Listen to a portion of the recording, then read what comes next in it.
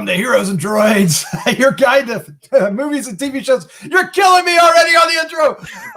About superheroes, sci-fi, Disney in action, and all the rest. We're just going to dive into it. What we're here to do is to review action films. Like, I'm just going to wing it. The hell, throw the script away. I'm Doc Rotten. Welcome to Heroes and Droids. With me this week are my guest hosts, starting off with Christopher Slattery, the Slattman. How you doing, Slattman? Oh, good. I'm dying to be here. I'm just dying right here, right in front of you. Oh my. Also joining us is, yes, sir, the award-winning filmmaker, Christopher G. Moore. How you doing? Hello. I'm doing well. I had a boo-boo in my arm, and I'm waiting to see how long it heals to see if I'm immortal yet. Yeah, how's that working out for you? I'm just as mortal as everybody else. Nice. So we are going to be talking about The Old Guard, which landed on Netflix July 10th, 2020. It is. We'll talk about that here in a second. What we do is review a movie. We kind of give our first impressions. We get a little bit of talking about it, and then we exit with our scores, favorite scene, and whatnot. So this is going to be fun. We're glad you're here to join us. This is the Gruesome Magazine is normally about horror films and whatnot, but we love doing the sci-fi, we love doing the superheroes, and even love doing comedies and musicals. If you watched last week, we did Hamilton. That was a blast. And we've got a really good lineup coming, even though our initial lineup, which was theatrical, is kaput. But tonight is The Old Guard. You guys ready for this? The Old Guard is not July 20th. What the hell? It's July 10th. It is directed by Gina Prince-Bythewood. Yes, it is. Written by Greg Rucka. If you're a comic book fan, do you recognize that name? The cast includes Charlize, Theron, KiKi, Layne, Matthias, Schoenaerts, Marwan Kenzari, Luca Marinelli. I never can say his name. Christopher, can you say his name? Chwetel Ejiofor. EG4? Exactly. That's the same trouble I have. Harry Melling. The synopsis is, a covert team of immortal mercenaries are suddenly exposed and must now fight to keep their identity a secret, just as an unexpected new member is discovered. This is going to be fun. And I can't wait to hear what the crew think. So let's dive in. Who goes first? Well, Slattman. Slattman, what is your first impression of The Old Guard? It's a fun movie. It is fun. It's got great action. And honestly, the biggest negative about it is I feel like it has kind of a one-dimensional villain. But that's fine. It's fine. It's fine. It's fine that he's one-dimensional because it makes the rest of everything else even better. I really enjoyed what I watched. It's got really good action. It's got the choreography with the action is impressive, and it kind of reminds me a lot of the choreography that we praised for Extraction. Yeah, Extraction. Yes. Funny enough, that's also Netflix, and I enjoy the fact that this movie took time to really get to know the characters. Without going into too many spoilers, this is an action movie where there are really slow moments, and that's kind of cool. But it has an insane third act, too. Yes, it does. And the villain... Let's just get this out of the way, because I'm sure you're a Harry Potter fan, right? Mm-hmm. The Harry Potter, the character, the villain, the actor played a character in Harry Potter. Do you know who? Oh no, Dudley Dursley. Yes, thank you. Wait, what? Yeah, he's a little bit slimmer. just what? Hang on. Yeah, it's Dudley Dursley. What? Hang on. And he's not the only genre actor that's in this film too. Ooh, who else is it? One of the team played Jafar in the live action Aladdin film. Did he? Oh, I did not recognize that, but you're right. Marwan Kanzari, who played Joe, Ah. he played Jafar. Because I was watching the beginning of the movie and I'm like, I've seen this guy somewhere before. And it was Rucka Rain. I had to I went on IMDb. It's like, oh crap, it's Jafar. Well, he was good. He was good. All right. Well, Christopher, you're up. What is your first impression of the Old Guard? Or as I call it, Highlander Impossible. I like that actually. Because it's like a mixture of Mission Impossible and Highlander. How'd that happen? I enjoyed it. I mean, I'll definitely agree. I think you can tell that they really put a lot of effort into the fight choreography. And I would say that some of the choreography is probably a little bit cooler than Extraction because it's a little bit more fantastical, with how they not only are fighting either with weapons or guns, but sometimes they use their guns as weapons. Yes. And the other people will sort of will help them with it, will stick a bullets into their gun while they're in the midst of they're fighting this person, and they use the butt of the gun to hit this person and do all this, and then they turn it around and shoot the person behind them. So it's definitely a lot of almost Matrixy type stuff. But yeah, I thought it was really good. I think I kind of wish it was a little bit shorter. If it felt a little long in parts. And you can sort of tell, maybe it's just me being overly critical, but a lot of times when you have a lot of people that are getting shot and bloodied up, there's a lot of CGI blood in this that got on my nerves. Of course, when you have people that have healing power and their wounds heal, you have to have a little bit of CGI. But to me, it was a little bit noticeable. In fact, there's one part where, not to give anything away, but they drop something into the ocean and there's this fake water that comes up from below the screen. I was like, oh, that looks horrible. But at the same time, not only is it fun, but there's some really tense and emotional scenes. There's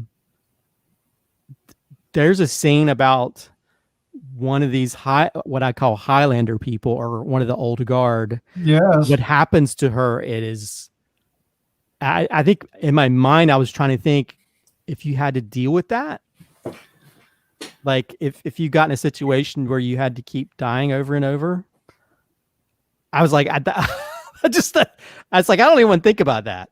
So yeah, they had some really cool parts like that where they put some emotion into it. There's a really fun fight scene on the plane. And especially with the new guard, the one that the new guard, they drag into the old guard. I think you just found the name of the sequel. Yeah. Although then there's other parts where it's like all this stuff happens and there's nobody around. It's and they just go off and nobody goes after them. So I think there's a lot of sort of logistic stuff where the fantasies of the fantastical world in movies allows you to get away with stuff, especially if you're mowing down a bunch of people in a building and people fall out of buildings and all that stuff, and nobody cares. Nobody cares. But I thought it was a very enjoyable film, and definitely the way it ends, it kind of sets it up for a new one, which I would be excited to see. So yeah, I would love to see this to continue on. I mean, I don't know. With one of the characters, how that's going to play into a sequel, but yeah, I enjoyed it. I thought it was, and it had a good amount of action and suspense, and but yeah, I think the real standout is the stunt choreography. Plus, you care about the characters, So yeah, I enjoyed it. Yeah, I did too. Now, I said earlier that Greg Rucka is a name you're familiar with if you read comic books, and this was a graphic novel which Greg Rucka wrote, and then he also wrote the screenplay for this. So that's kind of exciting that he's moved on to do screenplays for a film. I probably isn't his first, but it is exciting that this one. So it has that feel, though. I mean, it really does feel pretty close to the source material, if not the exact source material, the genre of the source material. And I think you kind of touched on that, Christopher, when you were talking about, some of the circumstantial stuff is kind of part and parcel of, this genre, right? And it feels like it's playing in that sandbox and doing it well. What really helped is like there's 4 old guards, and we like them. We like them. They all have their individual personalities, and they have, relationships inside the group that are interesting, and Charlize Theron does a great job as the lead, so it's really fantastic. And then we have the new guard, KiKi Layne, and she's us, right? She's our conduit into this because she doesn't know anything about what's going on, so we don't know what's going on. So that's what this film needs. And it's really, she's a really great character to fill that role. She has a lot of strength. She has a lot of conflict, about her family and what to do. I'm not entirely certain they resolved that. I mean, they kind of did, but they left it a little open. But that's fine. I mean, you still feel her story arc, and then Charlize Theron has a story arc too. And you've got all the the tropes of a comic book story. You've got crosses and double crosses and triple crosses, and you got bad guys and then bad guys for bad guys, and maybe they double cross as well. Who knows? You got rogues, but it's always fun, right? And the stakes, so you got a group of immortals, and they found a way to make stakes, right? Because if you're gonna, we're just gonna recover, where's the stakes, right? And it's the Wolverine problem for superhero fans, but they figured it out with a couple of our characters, and I really like that. And it doesn't while most of the action is kind of over the top and very superhero and slam bam, fist and face kind of thing, there are a couple moments that are a little darker. Christopher, you mentioned that too, with the one character we don't get a whole lot of, is what happens to her is quite horrific, and yeah, it would in another movie it would be the movie, right? It would lead up to that, and it's really, really interesting, and it sets up a sequel really, really well. And I had a great time with it. I think most of the reason why I think is because I like the characters. I really did. I think the action on the plane, I think that's the highlight of the film. I don't think it really tops that, even though the final act is a lot of action, a lot of hijinks. What happens on the plane is I thought was really well choreographed and really well acted by our 2 leads, and it was pretty interesting. And plus it has there's some gags in it, and a lot of other things surrounding the event of them fighting. So it was good stuff. I really, really liked it. It's not it's not great. It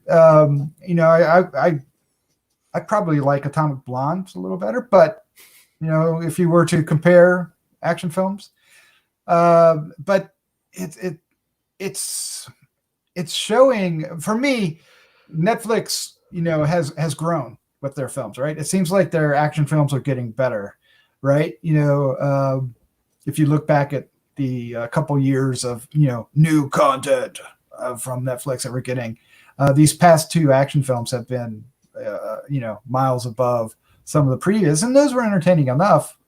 Some people panned them heavily, but I like them well enough. But so I'm rambling. Let's move around to the rest of us and kind of talk about certain characters. I really want to get into KiKi Layne's character. Well, first, real quick, it's funny that you mentioned the airplane scene, because I read earlier that airplane scene was the first scene that they shot in the entire film. Wow.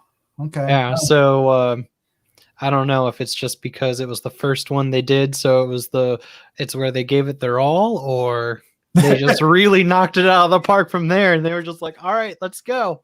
They weren't exhausted yet. They're like, we got full of energy. Let's do it. Yeah. That's cool. I think it worked out. But Slatman, talk about this lead character, our new guard, as Christopher has deemed her. What did you think of that character? What are there strengths? Did she work for you?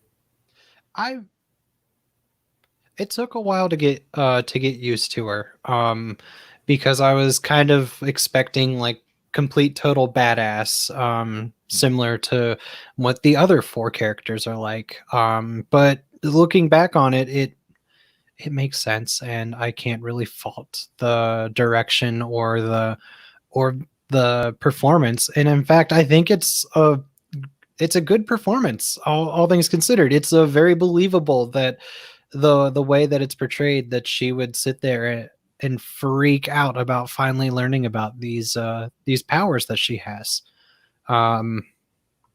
Yeah, I liked it. I thought the kind of transformation-esque around the third act of her character, going from not really wanting to be a part of the group to being in the group, felt a little rushed. And it's funny you mentioned, it's funny that it was mentioned that you guys wish it was a little shorter, because I think it would have been nicer for it to be a little longer, to go over that personal conflict a little bit more, go more in depth into her accepting and realizing that these group of people have purpose. But I mean, they probably got a lot of that in the graphic novel. Yeah, I mean, they gave enough to give her motivation to make the story work, but I felt like they gave more like slow moments for the rest of the characters to really build them up. I can see that. Let's talk about the bad guy, Christopher. Slattman kind of mentioned he was a little one-dimensional. And we're talking about Dudley Do-Right. What is his name? Dudley Dusty. What is his name? From Harry Dudley Potter? Dursley. Dursley. His character is your what? He's kind of like Big Oil, right? In a way, he's not. Like kind of like a Steve Jobs. Yeah, but of really, medicine. Yeah, that's what they call him, right? Big Pharma, right? Big Pharma. Yeah, he's like that jerk that went to jail for raising the price on medicine and stuff, and he bought like that rap album that nobody else could afford, just so nobody could have it. Yeah, he's kind of reminds me of that sort of young guy who gets into medicine so he can make money from it. He doesn't really care about other people. He just cares about how he can make money off of it. And doesn't matter who he hurts in the process of it. So yeah, it was, I don't know. Well, if he had a mustache, he'd be twirling it, right? Well, yeah, or he would just have it animated on his computer or something. He's a little bit, it's one of these things now where I think the new thing is putting these nerds into the evil villain mode, and it doesn't. It's not like a Bond villain. You know what I mean? It's like when they had Jesse Eisenberg play Lex Luthor. Yeah, that's what he remonded me of. He felt like a dorkier version of Jesse Eisenberg, if that's possible. Although he did have one of the funniest moments in the movie where he was sitting there with the axe, like at the top of the stairs, and looking at the rest of his like militia, like, "Well, are you gonna get her? Are you gonna get her?" Yeah, and the whole time I kept thinking of, this is probably what happened to Dudley Dursley. He just got pissed off about Harry Potter, being this famous magician, having all this money, so he just goes off and tries to make money and hurt people, and maybe he's going to use that immortal medicine to go after, witches at Hogwarts. But that's just my thought. Yeah, I mean, I thought he was okay. I don't know. I think that's. I feel like now that's turned into like a stock villain type thing, and it doesn't really feel. It is. Doesn't feel like it has the same power. You know what I mean? I don't think it does. You know, it's not like a Doctor Doom, right? You know, it's yeah, but it is a sign of the times, though. You know, the way our things are based on money more than they are on. Yeah, because we had like, what was it, the Jamie Foxx nerdy guy turning into like a shocker, or we have like was it Iron Man 3 where the scientist guy turns into the bad guy? I mean, we have all these sort of, it's almost like their nerdiness turns them into supervillains where they're pissed off at people. Yeah, really yeah, just, and then the whole time, yeah, and I kept, but then the whole time I kept thinking, man, he's lost a lot of weight since he was in the Harry Potter films, because he's so gaunt, and he looks kind of weird, but yeah, one thing I did want to point out that I was really happy about this, I think this might be, is this the first comic book property that's directed by a woman of color? Because this is directed by Gina Prince-Bythewood, who, this is like her first sort of genre property. She did like a movie called Love and Basketball, a movie called Secret of Life and Bees, and Beyond the Lights. And so, but I just thought this is kind of cool that the we're getting more opportunities for women of color to sort of get behind the camera, and I thought she did an amazing job with telling a story that in a genre that most people would try to stereotype as a guy genre. I mean, it just shows you that anybody can get back there and do a kick-ass movie that's better than a lot of films that we see churned out every year. Yeah, I agree with that. I don't know if I can answer that question. I suspect there is, but quite easily they it's going to be she is the first. She for a while there, she was supposed to direct the Sony Marvel project Silver and Black. That was supposed to take place in Spider-Man universe, and that fell to the wayside. And then that's when this property came open. This and other comic book property came open. So I'm wondering if this is like, I mean, this didn't get released in theaters, but this seems like a. Well, with the cast, they certainly wanted it to. Oh yeah, but I mean, I mean, they have a good cast, and this I could have easily seen this going into theaters if Netflix didn't already. Buy it up. And that's a good sign for Netflix, and a good sign for us as fans for the future of our viewing habits, our addiction. Well, all right. I know I've seen a lot of stuff on social media about the film, so evidently it's doing pretty well. A lot of people are watching it.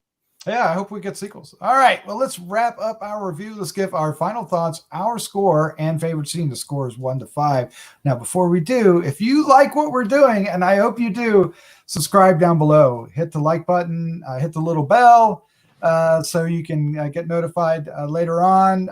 If you're listening to the podcast, subscribe as well. We want to hear from you, so give us some comments and feedback. Let us know what you thought of this. It's on Netflix. You saw it, so let us know what you think. So let's rally. Let's do it. All right. Slattman, you're up first. What was your final thoughts? Your score, favorite scene? This is a fun movie. It's a movie that if I had to pay the $10 to $12 in a theater for, I wouldn't be upset leaving the theater. That being said, it's not a perfect movie. But for what it is, I had a good time and I really enjoyed it. I thought the performances were good. I thought the 4 characters, or I guess 5 main characters that we have, are all fleshed out very well, and they're all fun and they're all well acted. And you really believe that these characters have been together for hundreds and hundreds of years. Yeah. I really enjoyed the change of heart that a certain character has about right before the third act. I thought that was a very wild kind of, I don't know, easy to see character arc, kind of predictable. it was well done, and the and without going into spoilers, the information that he gives to us about our four characters that we've been following throughout the movie is kind of a really cool revelation, and it kind of makes me want a prequel just as much as I want a sequel. Ah, nice. Yes. There's plenty to do there, yeah. I'm excited to see what happens with this with these characters and this universe, and I really hope that there's a sequel because it can only go up from here. This is a great base for a series. I enjoyed it, and I think with a better villain, it could have been better, but based on the teaser that we get at the end, I have a feeling that if sequels are made, better things are to come. Yeah. My favorite scene. Well, actually, let's back up for a second. Another thing I want to point out is I really enjoyed how they took a non-traditional way of scoring the fight scenes by using kind of like remixed pop music or like actual like written songs as opposed to a score. And they kind of choreographed some of the, at least that's how I felt, is that some of the scenes felt choreographed, or some music was timed to where certain hits or certain shots or certain punches or anything would happen on strong beats of the song. And this kind of leads into my favorite scene. My favorite scene is the scene where our main character goes out into to fight the baddies in Paris, and the two characters that are left in the hideout keep saying, or keep going like, is that the signal? No, you'll know when the signal is. You'll know the signal. Yes. And that action scene, that left an impression on me with the way the music was used to emphasize the blows that Charlize Theron's character was doing on the bad guys, and it was just badass. It was an awesomely choreographed fight scene. That's kind of the scene where I knew, oh, this will be awesome. For score, I want to give it a 3.75. Oh, it's nice. Above nice. average, probably like what I'd say like a C++, B minus. Like it's a solid first like entry into what I hope to be a series. Is that a thing? C++? I don't know. I just made it. Yeah. All right. Up next is Christopher G. Morris. What is your final thoughts, your score, favorite scene? Holgard. Well, I enjoyed the film. I enjoyed it a lot. I think one of its strengths is the choreography. I could watch Charlize Theron like flip people a whole hour of that if I want. She could flip me any day of the week. But I enjoyed it. It's just the it also reminded me. You guys ever see Equilibrium? It reminded a little bit of the gun fu stuff that they do in it. Oh, okay. Which they do a little bit also in the John Wick films. But yeah, I think the choreography. There's actually a video online on YouTube where you can watch them training for it, training for a lot of these the fight choreography and stuff. And yeah, I think it's really well done. I think a lot of the action is really cool. There's some really cool scenes and stuff. It's just enjoyable how the story plays out and how's that there's that historical context to it. But yeah, I loved all the characters. I think it's got such an amazing cast of different people. But yeah, it really works. I think for me, the weaknesses would probably be a little bit the villain. I really think that the film feels a little padded, and I think they could have tightened the screws a little bit and shortened it a little bit. And just watch the CGI blood. No. I think that to me that's that irritates me sometimes, which I understand that, you know, if you're dealing with certain types of things, it's easier to deal with fight scenes and stuff if you do it after the fact. But even the very beginning of the film where you see their bloodied faces on the floor, you can tell that the CGI blood on their faces is not real. Mm-hmm. And that kind of bothered me a little bit. I mean, it's not like horrible like some of these indie films which throw CGI blood every which way but loose. But yeah, but still, I think this film is almost too good to be on Netflix, I would say. I think it's that. yeah, I think I really would have loved to have seen this in a theater. And I think it's so good. I would love to see I'd love to see if they are able to make a sequel to it, because I think I'd love to see these characters continue on. And where the story takes it. As for favorite scene, other than saying I like seeing Charlize Theron do her flips every once in a while. Actually, it's more of a moment than a scene. Okay. Because it was so impactful to me. I can't remember his name, but I'll call him Jafar again. But when Jafar goes after this guy and breaks his Oh, that head. was, oh my God. Oh, yes. I you know, it's like when I watch these films, like, you know, like if you're getting the action, if you actually make a noise, and I was like, oh, I like cringed because I was like, oh man, that guy's not getting back up from that. So that was very impactful, and I think that's when you can really sell the action. If you actually like, man, is that actor okay? is he dead? So yeah, I for some reason that moment stood out to me because I reacted so crazy to it, because it was just like so powerful, and it was like the way they edited it together and the way that shot, I was like, wow. So yeah, I some reason that stands out to me, even though it's not really a scene, but it's that moment where there's like, these people aren't playing with the violence. Yeah, it also has some emotion behind it too. Oh yeah. There is the emotion part of that where he's delivering that, but yeah, it's like, well, you know, he's like, well, I'm not going to say anything, give anything away, but yeah. No. What's the score, sir?